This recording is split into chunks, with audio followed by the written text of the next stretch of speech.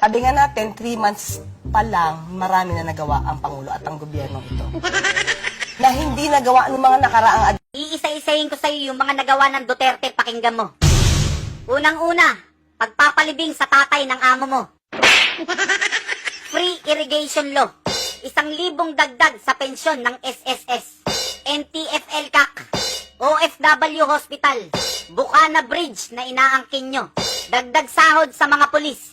Dagdag sahod sa mga sundalo. Dagdag sahod sa mga guro. Mga bagong kagamitan ng pulis. Mga bagong kagamitan ng sundalo. Mga bagong kagamitan ng Air Force. Mga bagong kagamitan ng Navy. National Academy of Sports. Clark Airport. PNR.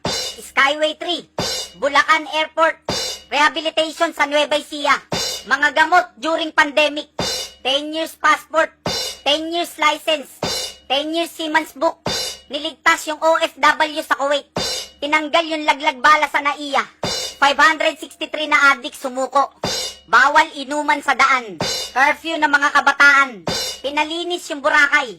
Pinalinis yung Manila Bay, ginawang Dolomite Beach. Nagpagawa ng ospital sa Mindanao. Free education. Cebu Iconic Bridge. Bagong tren sa MRT saka sa LRT. Nilutas yung problema sa Marawi.